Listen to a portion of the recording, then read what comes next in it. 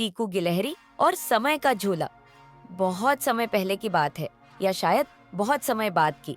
एक बड़ा सा जंगल था जहाँ सारे जानवर मिलजुल कर रहते थे। उसी जंगल में रहती थी एक नन्ही, चालाक और बेहद जिज्ञासु गिलहरी, चीकू।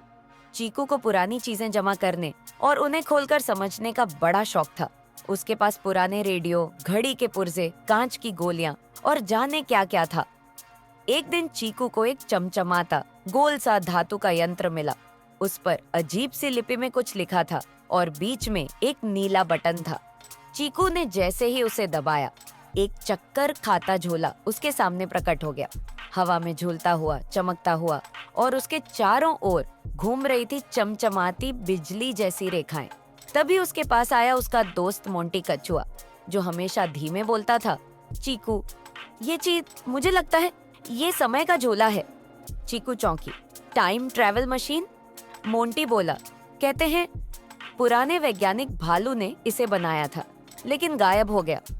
बिना देर किए चीकू उस झूले पर चढ़ गई और मोंटी को भी खींच लिया। जैसे ही नीला बटन फिर दबा, सब कुछ घूमने लगा। जब आंखें खुली, वे भविष्य के जंगल में थे, जहाँ पेड़ प्लास्टिक के थे, परिंदे हेडफोन पहनकर उड़ रहे थे और चींटियां रोबोट बन गई थी। जंगल एकदम चुप था। एक रोबो हाथी उनके पास आया और कहा, कृपया स्कैन करवाएं, आप पुराने युग के जीव हैं, यहाँ आपको रहने की अनुमति नहीं है। चीकू डर गई, लेकिन तभी उन्हें एक छोटे से रोबोट खरगोश ने छुपा लिया। उसका नाम था आर लप्पू। लप्पू बोला, आपको नहीं होना चाहिए यहाँ, इस जंगल में अब असली जानवर नहीं है, सब रोबोट है। क्योंकि असली जंगल तो बहुत साल पहले गायब हो गया, जब इंसानों ने सब पेड़ काट डाले। चीकू और मोंटी दुखी हो गए।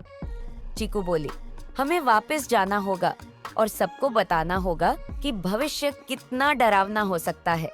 आर लप्पू ने उन्हें एक खास चाबी दी, जिससे समय का झूला दोबारा चालू हो सकता था।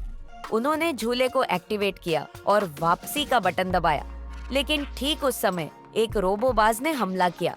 झूला हिल गया और चीकू अकेली भूतकाल में पहुंच गई, जब जंगल बिल्कुल नया था और जानवर बोल भी नहीं पाते थे। चीकू ने वहां पेड़ों से बात की, पत्थरों पर निशान बनाए और आने वाले समय के लिए चेतावनियां छोड़ी। फिर अचानक वह झूले के जरिए सही टाइम पर वापस आ गई, अपने समय में। अब वह रोज जंगल के बच्चों को कहानियां सुनाती। देखो बच्चों, अगर हम अभी नहीं संभले तो हमारा जंगल भी रोबोट जंगल बन जाएगा। पेड़ बचाओ, पानी बचाओ और सब जानवरों से प्यार करो। और मोंटी अब टाइम ट्रैवल क्लब का प्रेसिडेंट बन गया, जो जंगल के बच्चों को सिखाता था, भविष्य अच्छा हो सकता है अगर आज सही फैसले लो। सीख, भविष्य वही होगा जैसा हम आज बनाते हैं। प्रकृति की रक्षा करना ही असली विज्ञान है।